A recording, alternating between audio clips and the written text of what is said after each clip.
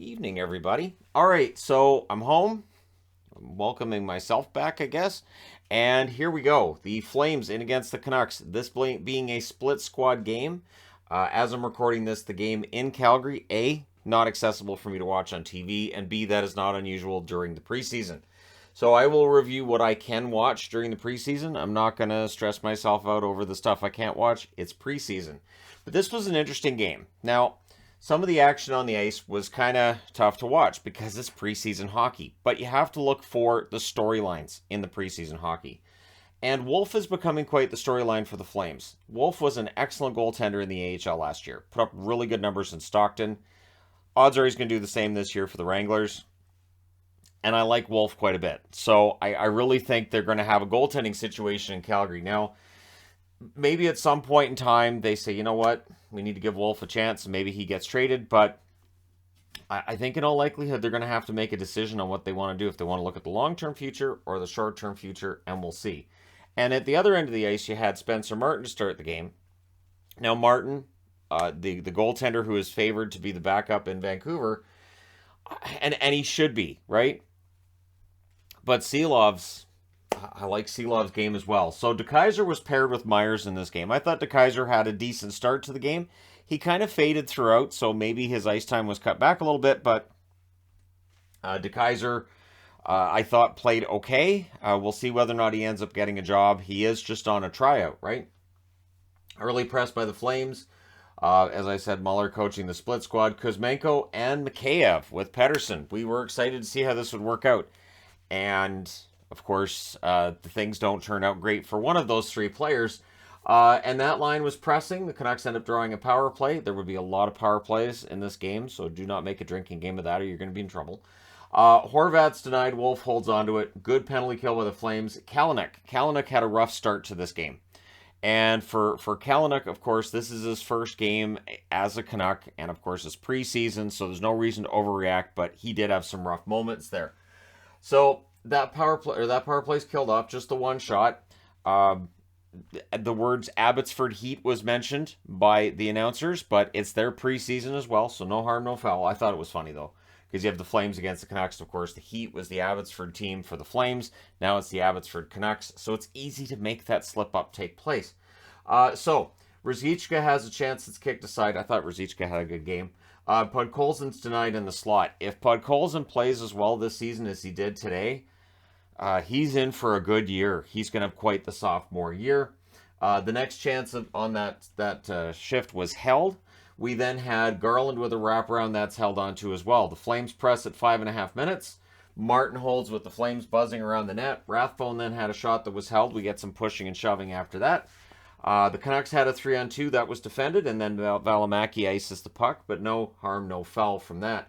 The shots are 5 apiece at 8.5 minutes. Strong board play by Brett Ritchie. He is also on a tryout. He would not finish the game. There are some guys getting hurt. The one thing that is real in these games, the scoring all gets wiped out when the preseason's done. All the goaltending stats get wiped out when the preseason's done. The injuries stick around. So the Canucks get their second power play. Pedersen hits the outside of the net. Garland fires it wide. Kalynuk, a bit of a fumble again on that power play, right? Second unit power play. As John Garrett said, neither of these teams exactly with primary power play units out there. Odds are things will be quite different once the season gets rolling. So that power play's killed off, no shots. And then out of the box, McLean scores at 12:40 from Emilio Pedersen. Ben Jones. So he gets an opportunity in this game. I thought he played well. Emilio Peterson did too. So we'll see whether or not Emilio Peterson makes strides towards being an early call-up for the Flames. You have to think he's not going to make the team, right? So the Flames then get a power play, and I'm aware Emilio Peterson doesn't finish the game either.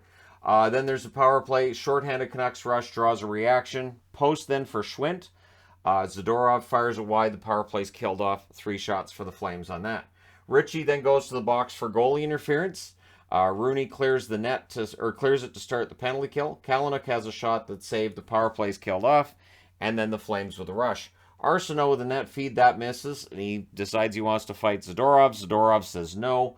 So he goes to the box by himself, and the Flames get that power play. Phillips has a shot that's held. Shen clears on the next faceoff. I'm in the preseason as well, so I will get back into the swing of this, I promise.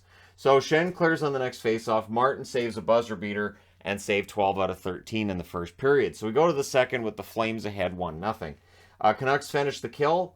They then press. There's a near miss by Podkolzin in there. Arsenault fires one wide, and Wolf holds on to the next shot. Rooney has a net drive that's held by Martin. Ruzicka has a net feed that's kicked aside. The Flames go to the power play. Mikheyev was hit earlier in the play, and he would exit after taking that hit. He did not come back to play in the game. So the injuries are real, but it's preseason, so when somebody gets hurt, they're far less likely to come back into the game because the game is not of any importance.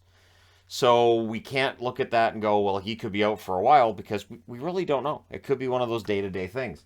And they're not going to tell us either. DeSimone then has a shot that's held. Stone has one that's saved. Canucks clear it out, kill it off, allow 2 shots. Both teams were now 0 for 3, and that's quite the storyline in this game. Flames have a 3-on-2. That's broken up. The Canucks then get a 4th power play because it had been a couple of minutes since anybody had a power play. Di Giuseppe hits the outside of the post. Podkolzin has a tip shot that's saved, and the next shot was held by Wolf.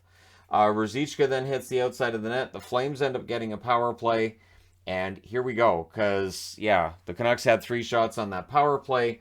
Through their 4 power plays, they had 6 shots, and now here we go. And Arsenault ends up getting 4 penalty minutes because here's the way I see it. Arsenault's really trying to show what he can do. One of the things he can do is fight. So he was really trying to get a fight in this game, and he just kept going to the box. So it kind of ends up being counterproductive if you're trying to get the GM's attention. You may not be getting in a positive manner there, right? So Stone has a shot that's held. Phillips fires one high in a rush. Zadorov then has a shot that deflects wide. That power play is killed off. The Canucks then rush. There's line juggling going on for the Canucks with Mikheyev out. Arsenault then had a rush chance that was held. Wolf denies Rathbone, and I thought Wolf had been really good to that point in the game, and this is right around where they said, hey, Mikheyev's not coming back tonight. Ben Jones would then score a goal to go with his assist from McLean and DeSimone at 18:41. And he banked it in. It was against the flow of the play, I thought. And he banked it in from behind the goal line. It goes in off Spencer Martin's skate. So it's one of those ones where you can look at it and say, well, Martin lost the net, or Martin, just it goes in off of him. It's one of those things, but preseason. So that's the thing I'll be talking about over the next couple weeks is it's preseason, right? So 51.5 seconds left. The Flames go to the power play. That rolls over into the third period. Seelovs is now in net for the Canucks. Wolf stays in the net for the Flames. I agree. I thought Wolf played very well. He deserved the full 60. So Stone is denied. Ruzicka then with Ruzicka was the traffic in front when that shot was taking place. The Canucks did finish off the kill. Kuzmenko then had a rush chance that was saved, and then the Canucks get their 5th power play, because why not? A shorthanded chance for Milosh ends up deflecting wide. Kalanick then had a shot that deflects wide. The power play is killed off, and since shots are deflected wide, no shots actually end up on the net. And that's 0 for 11 between these two teams, as, again, nobody had their primary power play guys out there, right? McLean ends up going to the box. That's the Canucks' 6th power play. Ritchie then had a shorthanded break that was denied. Kalanick has a blast that's held. Milosh blocks a Podkolzin shot, and the power play's killed off. Then we have a fight. Arsenault finally finds that fight, and it's Klapka that's willing to fight him. It's a good tilt, but as John Garrett pointed out, Arsenault is a southpaw, and from a fellow southpaw, it really throws people off when you're left-handed. They don't expect that. So Klapka kind of got tagged. To Klapka's credit, he stayed up. I thought for sure that was going to knock him down. It didn't, and he stuck with that fight. So full credit to him, because Arsenault is a fighter. So I don't know if that gave the Canucks any momentum. I don't think so, but Podkolzin would end up scoring on a net drive to get the Canucks on the board from Myers and Garland at 8:07. And it was a good goal. It was a good goal. Again, the Flames with their B team, the Canucks with their A guys. But I mentioned this in videos over the last couple of weeks, right? Where sometimes the guys who are fighting for those jobs are the ones who are playing better than the guys who kind of already have a job, right? So that's something that I look at with the preseason games, and I don't overreact to how things turn out. Pettersson has a chance that's held as the Canucks are seeking the tie. 9:52 left. DeKaiser goes to the box. That's the 7th power play for the Flames. Pelche's denied. Seelovs holds. And I put right here in orange, Seelovs is good. He's a good goaltender. And I think he's kind of been lost in the shuffle a little bit because of all the Spencer Martin hype, and I'm down with that, and I'm good with it. And honestly, Martin's a very good goaltender, but Silovs is pretty good too. So in the event that something happens with Canucks goaltending this year, if Silovs ends up being called into action, I'll be interested to see how he does, because I think he's been good. He's had some very good stretches in Abbotsford. He's had some rough ones too, but he's a young goaltender. These things happen. So that power play's killed off. 6:55 left. The Canucks, they get a power play. Richie exits after a shot block. Again, maybe abundance of caution. Maybe he's hurt. We'll find out soon enough. And Emilio Pettersson was already out at this point in the game too, or Peterson. So Shorthouse was saying Peterson, but it's spelled Pettersson, but there's an EN at the end. So I don't know. The double T normally means Pettersson, right? But he was saying Emilio Peterson, so maybe that's how he wants it pronounced. I really, it's one of those things where I could say Emilio Pettersson, be like, it's Peterson, and I say Emilio Peterson. I'm sure there will be somebody in the comments going, actually, it's Emilio Pettersson. Anyways, that being said, we're down to 10 Calgary forwards. DiGiuseppe has a blast that's saved, but that's the only shot on the power play. And if the only shot that you get on the power play is from DiGiuseppe, odds are it's probably not going in the net, as much as I like Phil's game and all that. Then there's a near miss for Dries. The goalie gets pulled with 1:45 left, and the Canucks score to tie it. It's Garland, who I think might have been the Canucks' best player in that third period. He scores from Pettersson and Kuzmenko at 19:29. Kuzmenko looked good. He did. He looked good. And Garland buried his own rebound there, so he willed that one into the net.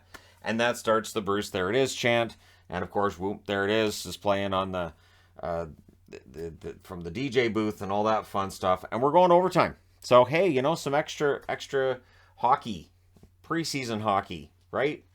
Who doesn't want extra preseason hockey? So Garland has a net feed that's intercepted. The Flames rush. The Canucks end up getting it back. There was some sloppy play back and forth because, again, it's preseason hockey. You expect that, right? Get all your mistakes out of the way in the preseason because they all get wiped out. Just don't do that with injuries because those don't get wiped out. So there's some back and forth going on. Klapka had a rush that was broken up by Podkolzin. Nice defensive play by Podkolzin there. That will get the coach's attention. And then Rathbone rushed the other way. DeSimone then draws a power play for Calgary. And there's some debate about how many of these power plays were real. I think we're up to 15 at this point between the two teams. 8 for one and 7 for the other. And the ref is told that he sucks at this point. So we have a ref, you suck chant. And it's preseason, so the fans are warming up too. I see that. That's great. Flames call a timeout before what was their 8th power play in the game. And during that power play, Stone ends it. So power play goal by Stone from Phillips and Peltier at 3:39. Cross ice passing in. No chance for Silovs. And Calgary comes out of Vancouver with a 3-2 win in overtime. They interviewed Ben Jones after the game. He was happy that he gets a goal, an assist, and the win for Calgary. And as I said, it would appear that the A team for the Flames that are at home tonight against the B team for the Canucks are going to win that one as well. So it'll be a clean sweep there. Wolf ends up saving 26 out of 28. He's a very good goaltender. I like Wolf quite a bit. Martin saved 23 out of 25. He was good. Silovs saved 19 out of 20. So combined, we saw a lot of shots in this game, 45 to 28, and yet not a ton of goals. And I like that quite. I can't say quite a bit again. I got to get the thesaurus out before the season starts, don't I? Anyways, there you go. I'm home. I'm back. Here's your preseason game. Thank you guys so much for watching. Let me know your thoughts in the comment section below as always. And remember, it is just the preseason, so as much fun as it is to discuss who may or may not make it, one thing that has to be taken into consideration too, and it's kind of sometimes the sad part, a lot of jobs are already taken. A lot of these guys that are fighting for jobs right now are fighting for jobs that coaches and GMs have probably already decided, so you really have to stand out. So that's where what Arsenault was doing tonight, I understand. But I don't think it did him any favors. But we'll see. We'll see how quickly players are getting sent down. I believe the Senators have already announced some guys getting sent down to juniors. And so, yeah, I would expect over this coming week some rosters getting trimmed already. But let me know your thoughts, as always, in the comment section below. Don't forget to hit like and subscribe if you haven't done so already. And hey, thank you guys so much for all your support. I will talk to you again soon.